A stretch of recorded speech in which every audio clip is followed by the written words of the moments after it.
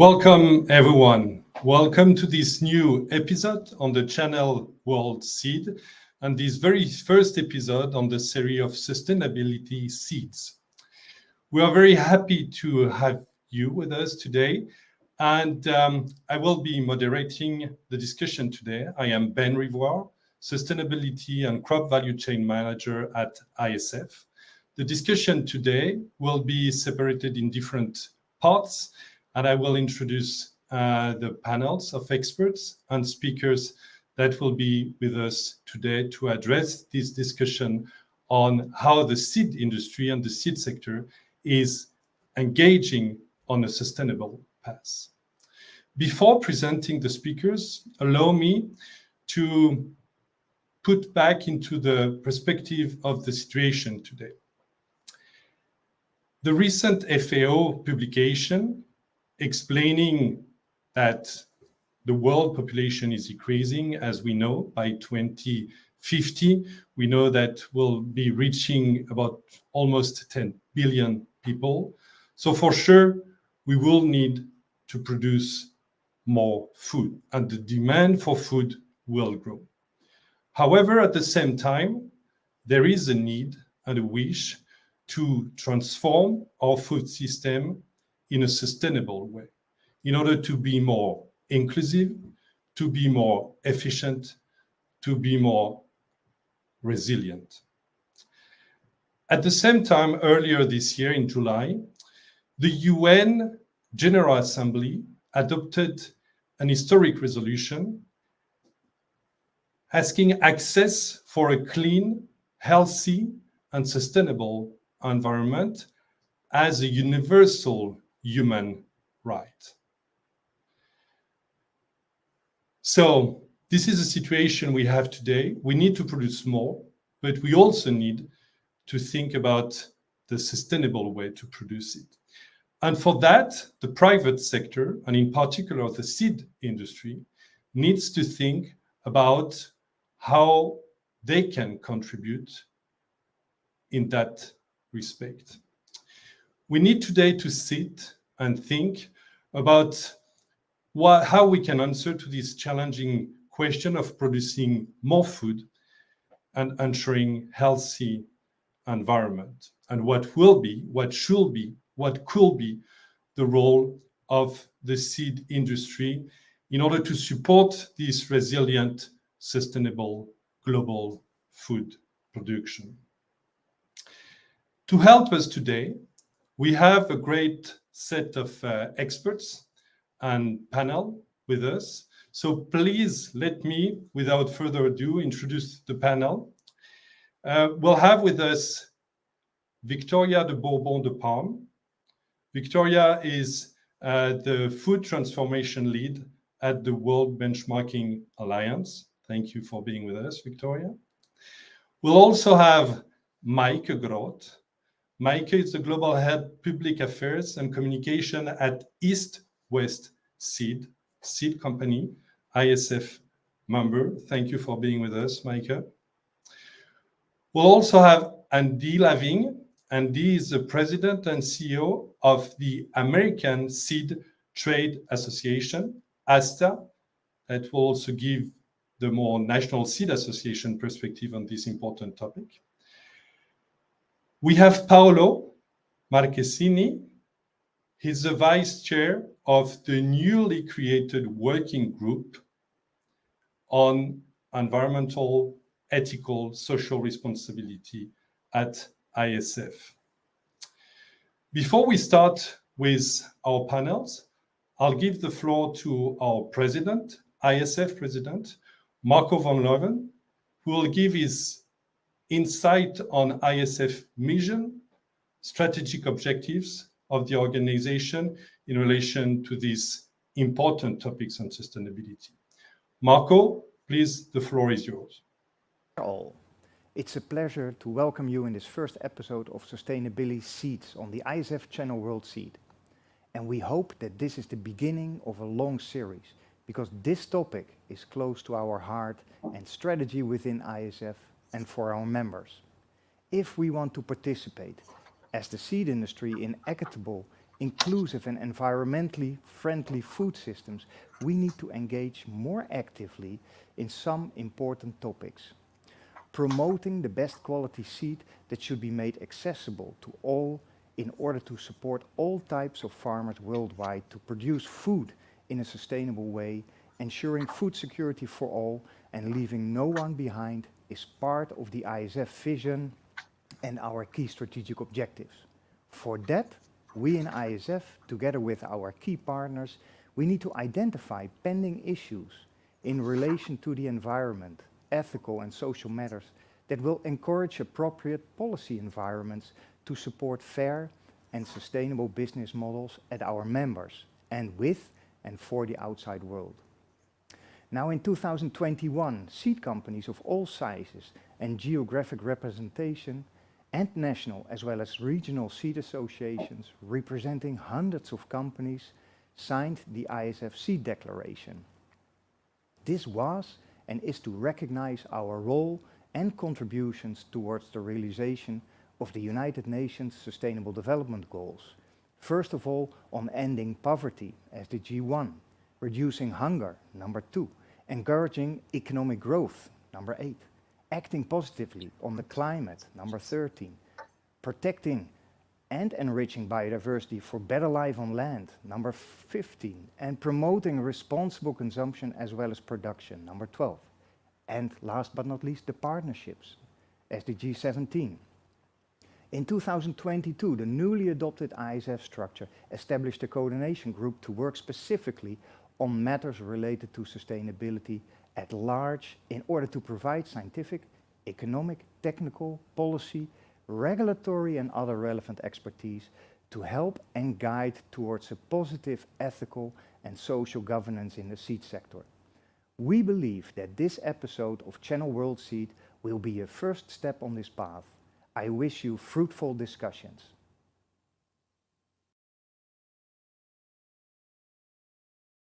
Recorded. Thank you, Marco, for this recorded message. Let's now move to our live speakers, and I will start first with Paolo, who is the vice chair of this coordination group on environmental, ethical, social responsibility. Can you please, Paolo, explain what is ISF ambition in relation to this working group, what ISF is doing, and what the working group as a kind of engine for the seed industry is intending to do in relation to those important topics. Please, Paolo, the floor is yours. Thanks, Ben. Good morning, good afternoon all.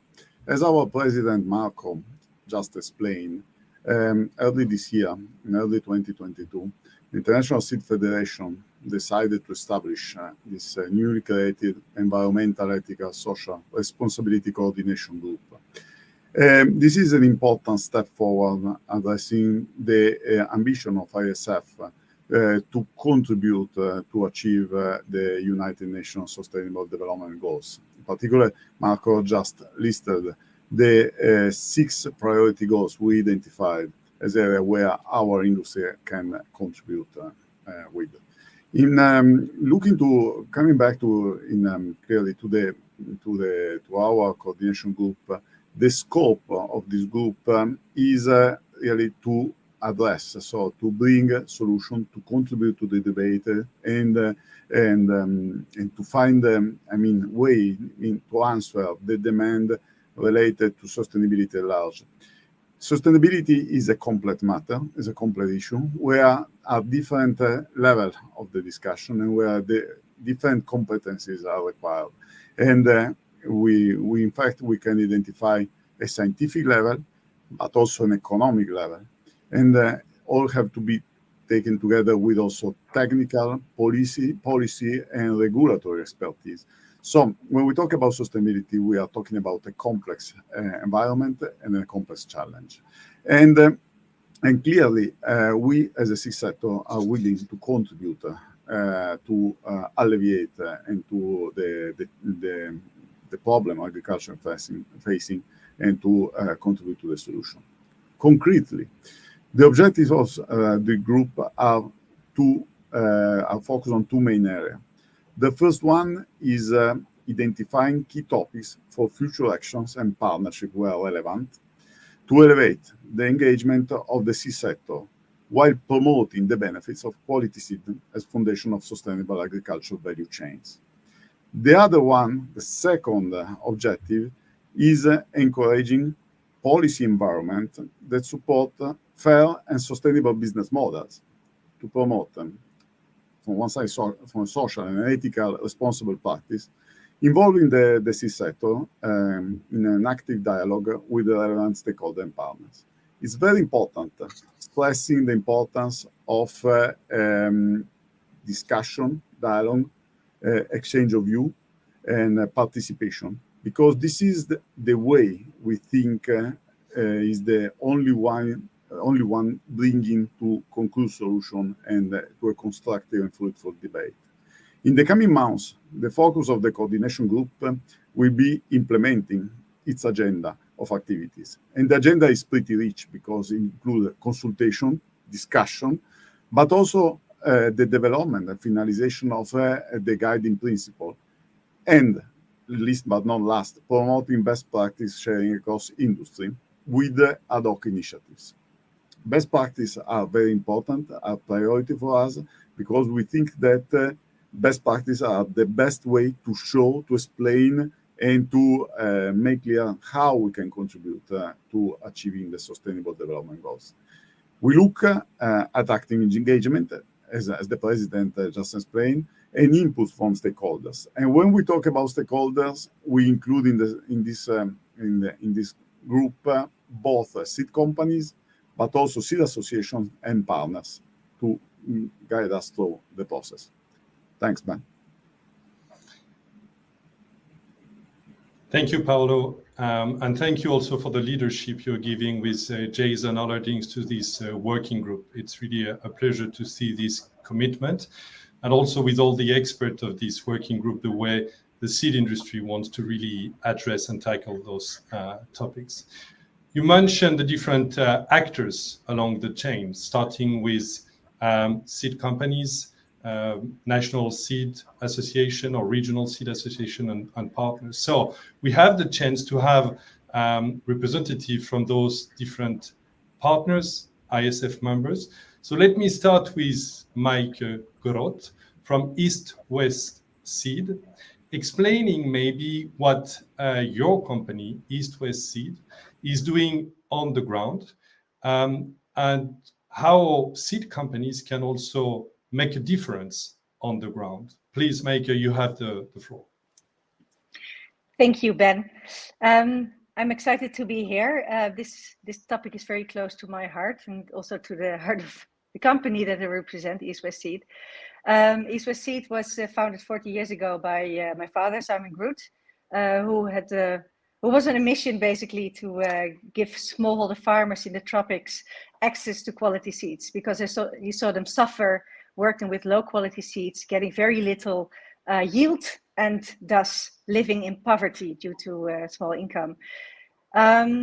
Working on quality seeds for smallholder farmers in the tropics has been the core and the mission of the company ever since.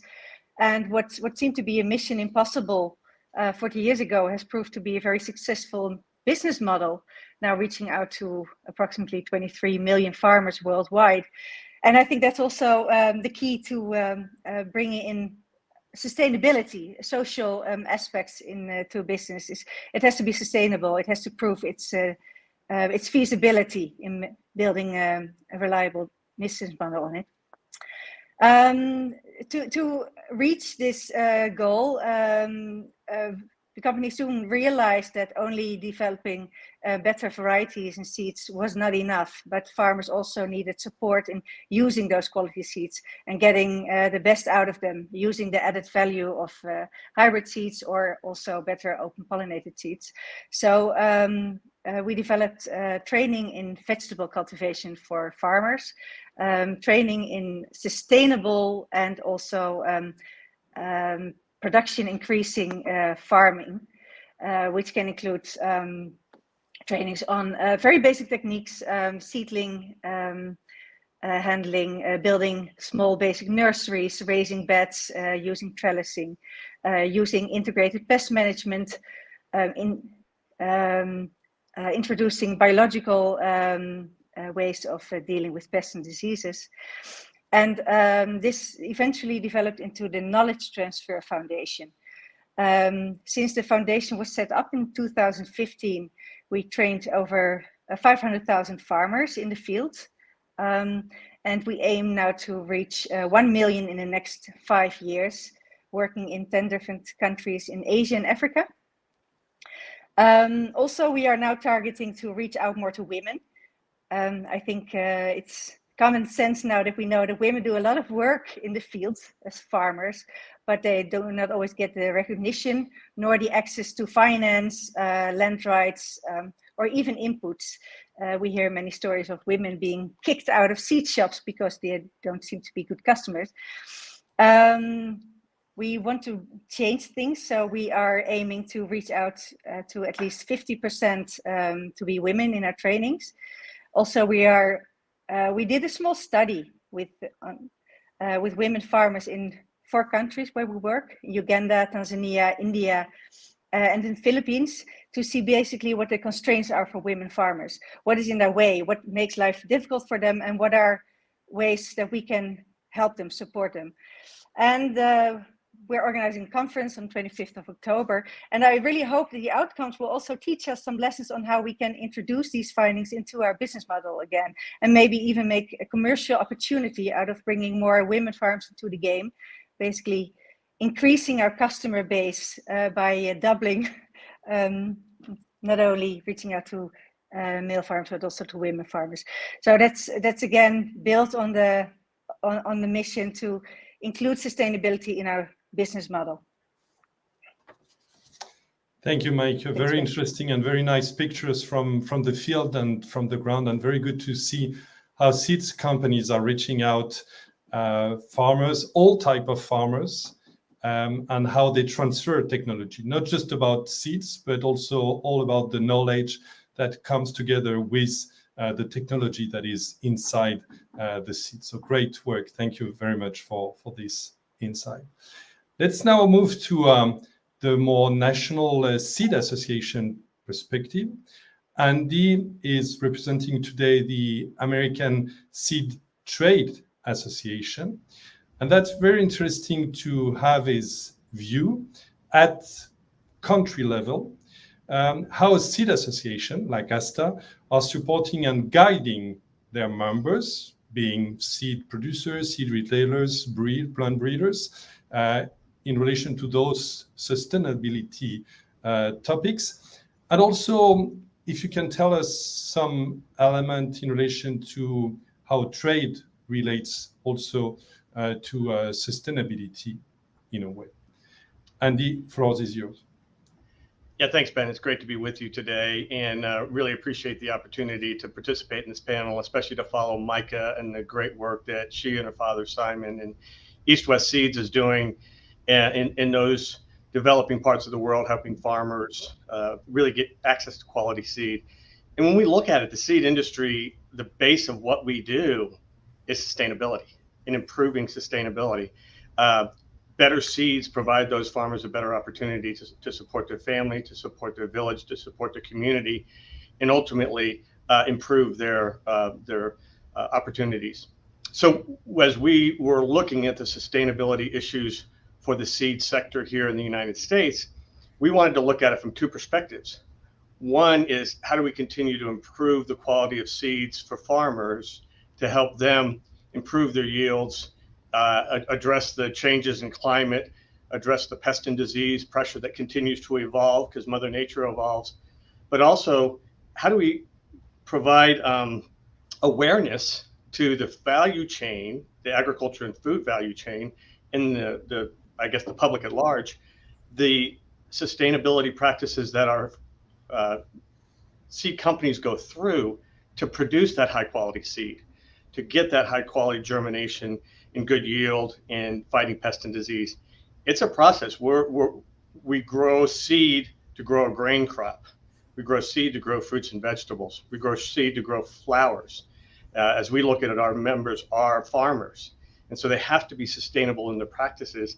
And it's very detailed. I mean, it's very intricate in ensuring that we produce that high quality seed. So we wanted to document those two sides, help our member companies understand the practices that they go through, potentially document them. And probably what Viktoria will talk about is how do you document them so that the rest of the value chain says, yes, the seed industry is doing their sustainable part in this whole process to improve the environment, to improve the opportunity for farmers overall, and to provide food for the world. So we're excited about this process, and a lot of it is truly documenting what our companies currently do, and then trying to identify those practices that they can add into their processes in the future as they look to expand or make those capital investments in their operations. So there's a lot going on there. We're working very closely with the food value chain, all the way up through retail and restaurants, but very closely with farmers, both here in the U.S. and around the world. So we see it as a global opportunity. We're operating here locally in the U.S., but we have great global opportunities, and we'll be working with our colleagues around the world. Andy, I know that you've been also working on some documents publication. Can you tell us more about that and where it's coming to? Yeah, Ben, when ISF moved forward with their document in 2021, we identified those UN sustainability goals, and we said, okay, what are we doing currently? We brought someone in that had just retired from the seed industry and the vegetable arena. And we had asked them to identify those production and operation practices that are in place, and where are the sustainable correlations? How do we document those? How do we help companies identify them, maybe pull them together so that you've got a auditable trail if that ultimately comes, but also raise that awareness within your team. You know, how do all of the people from your labs and greenhouses to your field operations to your sales operations understand where your company in the seed industry play a role? So we're working through that document now, Ben. We hope to have it out to our members by the end of the year, and out to share with our colleagues in the global seed arena, to take what they can, what's beneficial to them and important to them, and really share the process that we've gone through so that people can pick that up. Thanks, great, Andy. And before we move to the next speaker, I just wanted to welcome all the different viewers online. So joining from a lot of different places of the world. Nice to see this outreach. And please don't hesitate to put your comments or ask your question. We'll have some time at the end to answer some of them. So now we got the perspective from inside the family, because it's good to discuss among members of the family what we are doing in the seed sector, what we plan to do. But it's always good to compare ourselves to maybe others. And for that, we have the chance to have with us today Viktoria from the World Benchmarking Alliance. Viktoria, thanks for being with us. Can you please tell us, because you're the transformation lead for food in WBA, where are we in the agricultural sector in relation to sustainability? So if you know also within the seed sector, but that will be interesting to hear your view on that, because you do work a lot with benchmarks and standards, and it could be helpful for us in that respect to work with that. And we are, willing to learn more from other industry that might have implemented already some element that could be helpful for us in the seed industry. Viktoria, please, the floor is yours. Thank you. Thank you very much, Ben, and thank you for inviting us here. I'm aware that indeed we're an independent organization, but definitely also feel part of this family, feel part of this movement for sustainability of businesses. And many of your members will still remember our work from the Access to Seeds Index, where we've done very detailed assessments specifically on the seed industry and how they are reaching smallholder farmers. And my work now very much centers around the broader set of the value chain. So really from the seed industry all the way to other agriculture input companies, traders, but also retailers and food service providers at the end of the chain.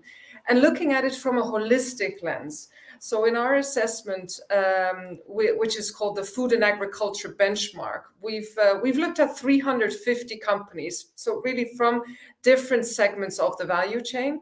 And in that, we've taken this holistic approach. So really looked at environmental indicators, the climate and biodiversity indicators, but also about social inclusion. Farmer resilience is a part of that, respecting human rights and ensuring ethical business conduct, but also nutrition. Nutrition is a very important third pillar, and it's not something we came up with as the WBA. It's very much built on where there is global consensus around standards, frameworks, metrics. So as soon as we have a science-based target, for example, reducing greenhouse gas emissions, that would be what we benchmark companies against. And we have the first results in. We've published them last year alongside the UN Food Systems Summit. And we'll drop the website in the chat. All the details, all the findings are online. And I can go positive or a negative way, and I choose to go the positive and really inspiring way, because yes, there is a lot of work to be done. We're not there yet. Businesses need to step up.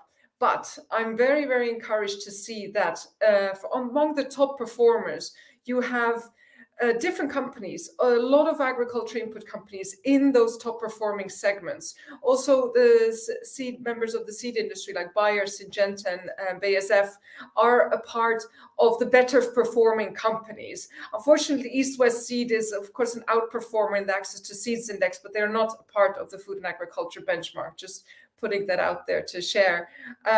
But within those 350 companies, what I also found very encouraging is that over 70% have a sustainable development strategy. Now, it might not be as holistic as we'd like to see, and it might not have very rigorous time-bound targets in each and every case, but I'm very motivated to see that more and more companies are really appointing a sustainability manager and going on this path and looking at it from a truly business sense, not just as a nice side project, but really integrating it throughout their businesses. So I think that is really the starting point, and there's a lot of leading practices. So I've mentioned one of the climate indicators. Another indicator that we've looked at is soil health and agrobiodiversity. Also there you see that around 45%, so almost half of the companies, have some kind of a statement or a target to improve soil health and agrobiodiversity. So these are retail companies. These are not just the agriculture input companies. So it's also about sourcing. So there is really momentum. However, if we dig a bit deeper, we only see that around 6% of companies are setting company-wide targets or publishing also quantitative data on, for example, soil health impact. So those are steps where we can see improvement. On farmer resilience, we've seen something similar. Around half of the companies do some kind of activity, either to improve the yield for smallholder farmers or fishers, or improving their access to markets, and improving their resilience, improving their income. But then it's just a very small percentage of companies. It's 8 out of the 350 that are doing this in a structural and holistic way. And so that is that. But given that we do have 8 really leading companies, so I'm always encouraged to see that there are these practices, which are voluntary for the business, are already in action. Businesses are putting them into action. We've seen the great examples of East-West Seed as well. This can inspire others to be doing that as well. And then the final theme, which I'd like to pull out, is nutrition. I think there also for the seed industry and the more agricultural sector is a lot of space to be gained. It's actually by far the least scoring indicator on our benchmark. So whether it's also for the food and agriculture processors or the agriculture companies, there's a lot to be done there. And especially if considering inflation, in the times of inflation that we are now, really health is becoming a premium, and that is detrimental and a negative cycle of poverty that people can't get out of. So I feel that there is really a big need to come together as an industry and to put that a top priority from whichever field you are, to ensure that there's really a focus on improving the accessibility, affordability of healthy crops and healthy products. Thank you, Viktoria, for this very interesting insight from outside, because it also helps us within the seed industry to know where we are going, to understand what maybe should be the priorities. But indeed, you mentioned, and also looking at the last WBA report and findings, all the different challenges, whether related to environment, protecting soil health and agrobiodiversity, human rights as well, nutrition, all those different topics are great. But I also see from the chat that we have some question where should we start, or where should we put more effort and resources. Paolo, may I ask you, as lead of this working group on environmental, ethical, social responsibility within ISF, where should we put our priorities? How could we start? What do we need to go further? Yes, Ben. Yes, clear. Looking at the examples like the one just shared by Maaike, or the work is presented by Viktoria, clearly we at the coordination group have identified as a priority item the need to engage stakeholder members on experience and pending issue, where the industry needs to position itself on certain topics. The area of sustainability is very complex. We have seen some questions in the comments, and we already talked about the multiple sustainable development goals where we identified as a priority and where we can bring a value. In light of this, in particular, we identify two next steps. The first one is about exchanges of good practices within our seed sector and the agricultural space that contribute to the transformation of food system in a sustainable and social responsibility way. So this is important. Our, let's say, the effort, the importance we give to good practice is because through good practice is possible communicating what the industry is doing, making concrete examples, but also, let's say, stimulating others to focus on them, to implement them, and to improve them. The second step is also is again related to example, but in this case is more focused on about identifying companies and seed organization initiatives, ambition and experience related to environmental and social responsibility at large, in order to set our work plan on key topics and priority for the next future. The coordination group was established a few months ago. We expect a long way in front of us, and clearly this is a key step in order to make our work more impactful and fruitful for the years to come. Thanks.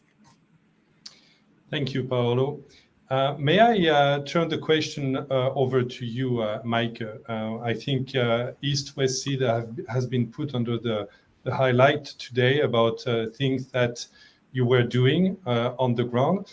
What is your view from a seed company perspective on how your company and seed companies at large should be more actively engaged toward this path, especially in relation to this, how should I say that, societal mission that needs to be addressed? Please, Maaike. Thank you, Ben. Actually, I was quite excited to hear Viktoria talk about the 350 large companies that are part of the the benchmark she discussed, that the majority has sustainability strategies in place. For East West, we are working hard on the farmers, on raising farmers' income, on getting them to supply nutritious and healthy vegetables to their communities. But still, we realize that we have other things to do. So we are currently working ourselves on building a more long-term sustainability strategy, also working on environmental issues. And it's quite a daunting topic. There's so many aspects to it that I'm myself quite excited to be part of Paolo's group, because it's very insightful to learn about how seed associations, how other seed companies are working on building sustainability strategies. What I think is key is indeed also, as Paolo said, exchange experiences on how to tackle this, on how to work with the different systems to work out sustainability strategies. It's also sharing those experiences with external partners, showing basically what we do, engaging maybe in pre-competitive partnership with other seed companies. In the Netherlands, there's a program called SeedNL, where seed companies work together on developing the seed sector in countries in Africa, for example, where we really come together with the support of academia and the government to help the local seed sector. And I think a very important thing is, as I said before, is connecting sustainability to business strategy. It's making it part of the business model, but also, as Viktoria said, including targets on sustainability for managers. We are also introducing that, and we still have to get used to it, but it's clear that everybody is also inspired by it. Working on a purpose is also a very great motivator to stay on the job. And maybe finally is bring focus into what we do. I think I mentioned a lot of things, but still it's important to try not do everything at the same time, but focus on 2 or 3 aspects maybe per organization, and make those the targets of a sustainability strategy. Thank you. Thank you, Maaike. And I think you raised a very important point indeed, in relation to what you can report in some documents and what you can do on the ground. I think it's a very fair point. Andy, may I ask you, when related to trade, indeed, when you talk about those, let's say, non-financial indicators, how to encourage the industry to follow the same path? You mentioned about different actors along the value chain. Will we need some other stakeholder that could maybe push or influence the seed actors to be more active in relation to that? Are benchmarks seen, standards seen in a good way, or impacting trade negatively? Can you tell us more about this view from the trade perspective? Thanks. Yeah, Ben, I think what we found is that the agriculture and food value chain don't really understand the process for bringing seed to market. Even in a developed country like the United States, there's just not that concept. It typically starts with the farmer and whatever they're delivering to the market, and how that impacts it. So it's helping our member companies talk to the food value chain, whether it's a vegetable seed company that's talking all the way up through to the grocery store, or the same with the grain seed company that's going to talk to the livestock community or the food community that's using the byproduct. How does it get back to the seed? The amazing thing is none of this happens unless you plant a seed. And so we've got to get out and tell the story about the importance of high quality seed, the ability to continue to breed. I think more than anything, COVID brought out the fact that this industry still delivered seed to farmers to help provide food. And so we look at it from that local basis here in the United States of communicating up through the value chain and having conversations, inviting people out to our seed farms where we produce seed. And then also on the international level, how do we work with groups in Africa work with USAID and other organizations that are helping with those seed systems that Maaike and Viktoria talked about in those developing countries that are working to improve their local seeds. It's not about having to buy US seed. It's how do we help people improve their seeds that they have that are important to their diets and their communities. And that's a key part of it, I think. People have to understand that there needs to be a viable seed system in your region or your country in order to provide improved seed, get hybrids, introduce different varieties, introduce different characteristics. When we have climate change, how are you going to deal with drought or less water or more water in the future? So there's a lot that goes on there. And I think through ISF, through the National Seed Association and regional seed associations, we've got to work with our governments and the NGOs that are there to help develop those seed systems that benefit the regions around the world that truly need additional improvements in their seed quality.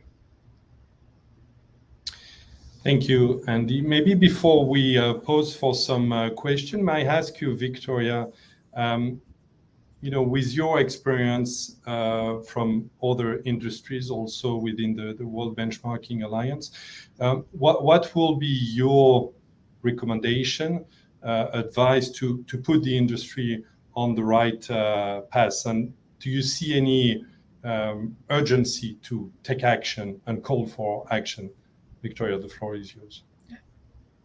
Yes, well, actually, I'm really impressed with how far the seed industry has come in the past 10 years. When 10 years ago, the SDGs or sustainability was not mentioned as such, and also there was not a dedicated, most instances, not a dedicated strategy to reach smallholder farmers, and that has all changed the past 10 years, which is really impressive to see. And actually, it's an example that I use for other sectors when sharing about, success stories among the value chain.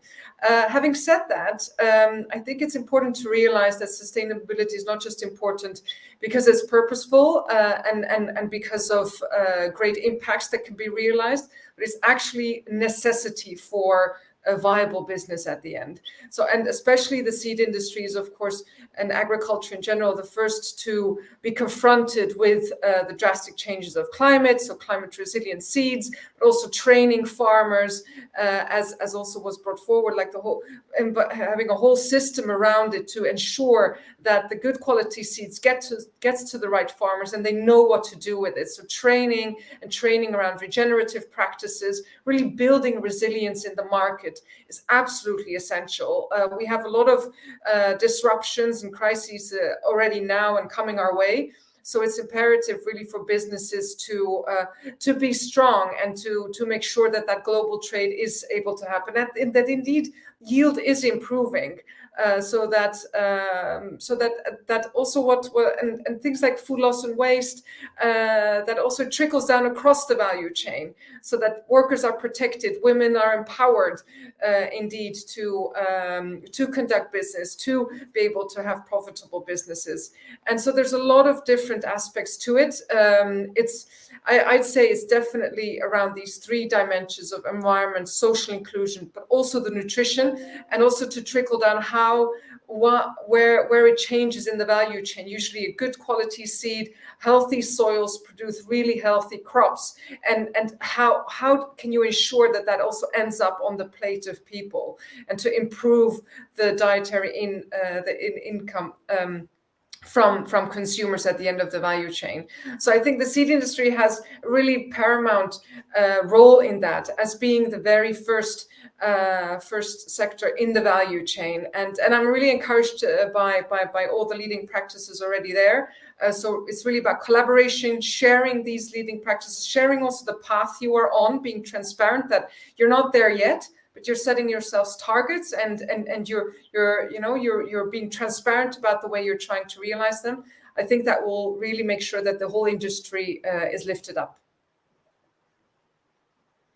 Thank you, Viktoria. I see that we got some questions from the viewers. Thank you for that. Maybe I'll take one of them related to climate smart agriculture and how it is related to sustainable agriculture. So indeed, it's quite a trendy tendency when we talk about climate smart agriculture, but also all this discussion about transformation of food systems, regenerative agriculture. We all know that farmers do not want to destroy their soil, and they want to continue and be able to use it. Long-term vision, long-term view. Maaike, may I turn this question to you? When you are in the field, how do you see that when you talk to farmers, when you transfer this knowledge, good practices, good technology, how do they receive that, and what will be the next step in relation to climate smart agriculture that will help us to them to transform and go through these new agricultural models, I will say. Maaike, the floor is yours. Thank you, Ben.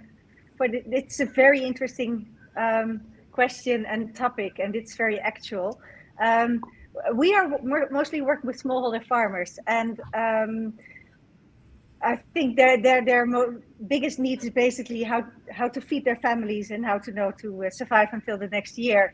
So they may look at a very different level at the whole topic of climate change, but they do see the effect and the impact that climate change has on them. It's the floods, it's the droughts. They see their yields being destroyed. So they do see what it is, but in terms of for example, the integrated pest management that we train them on, we teach them on working with biological ways on how to reduce pests and diseases. Often they are very interested, if only because they wouldn't eat the vegetables they grow themselves that have been heavily sprayed with pesticides. And we see that especially women are quite, they are easy to accept new practices of doing that are more sustainable. I think there's still a lot to do also in terms of reducing the use of plastics. If you walk into a field, there's plastic everywhere, and it may not be the highest priority for a farmer to start working on that, but it's the responsibility for the seed company to start finding more sustainable ways of dealing with maybe other ways to package the seeds. Also in terms of water, it's easy. There are easy ways to reduce water use, and all these combined are small steps towards more sustainable ways of dealing with the effects of climate change. Of course, one big thing that the industry is working on is developing varieties that are resistant to diseases and pests, so which in themselves reduce the need of using pesticides. Yeah, it's Those true. are just a few of the things that, yeah. You're right, and I was just about to mention these low input varieties, because I know that plant breeders, seed companies are working actively on that indeed to also reduce the dependency of farmers to other agricultural inputs such as pesticide, chemicals, or fertilizer, where you can already get good varieties just from the seed. But access indeed to new improved varieties, to high quality seeds is key. We have one question in relation to affordability of seeds, and I will turn this question to you, Andy, because you talk with business leaders.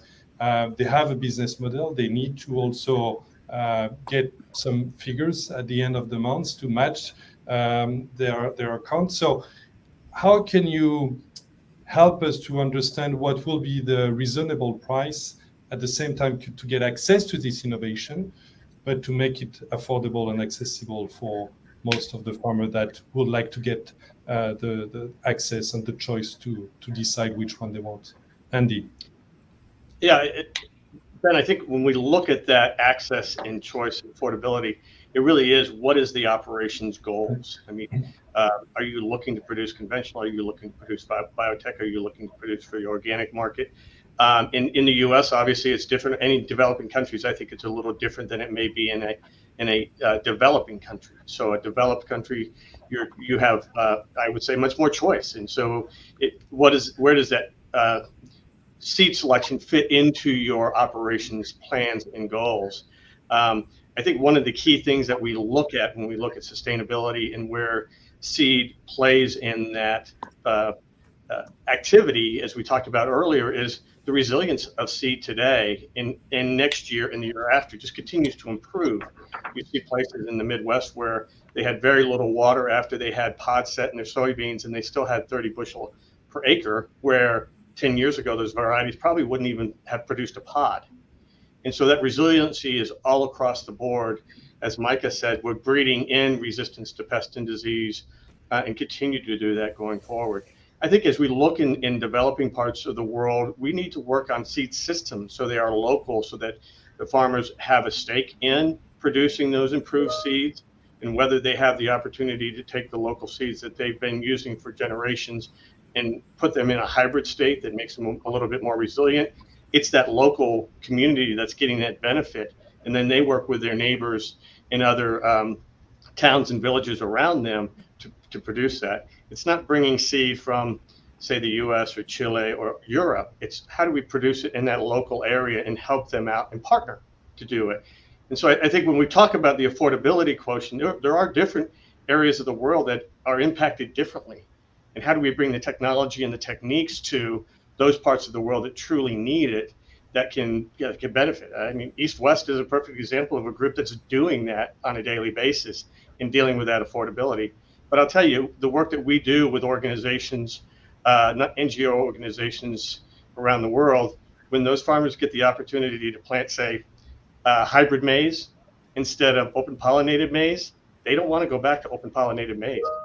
That production difference is so dramatic, and the resilience is so good that they see that benefit of improvement.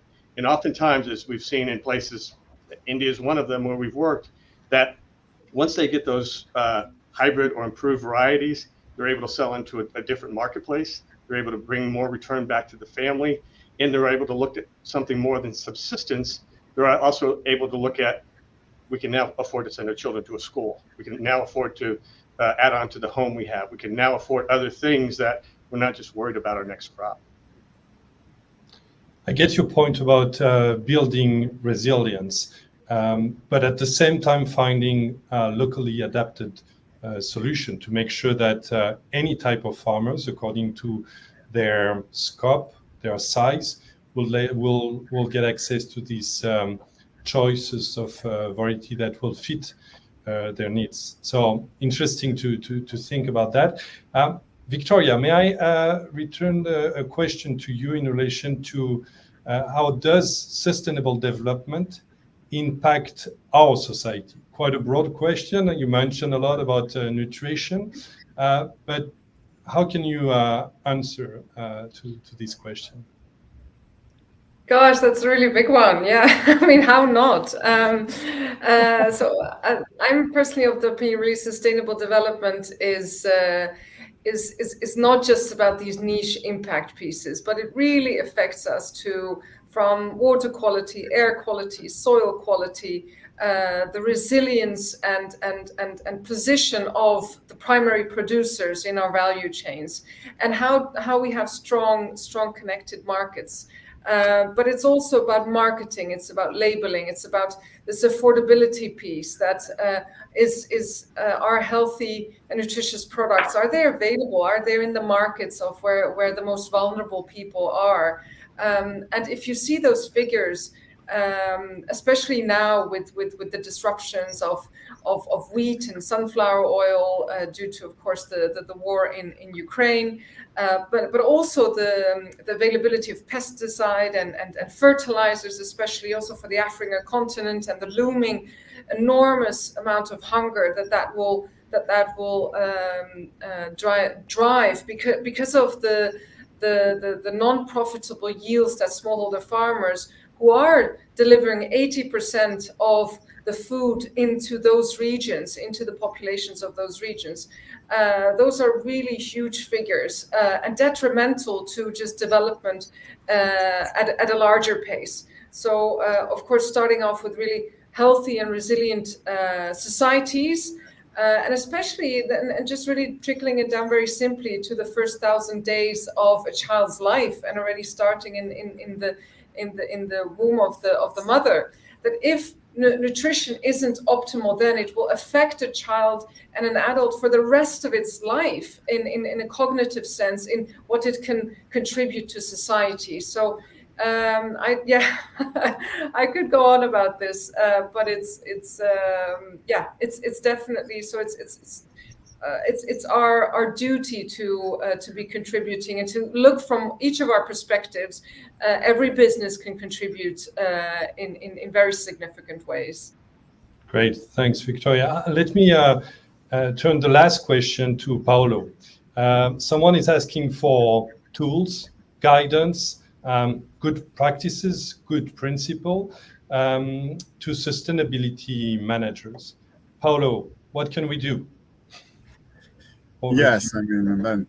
No, thank you, Ben. Yes, I mean, when we talk about sustainability, we have seen today we are talking about a very complex and broad issue, which include climate change, food security, food safety, and access to food. And also, in the broader sense, it addresses the need to leave to the next generation a better world than what we inherited from our parents.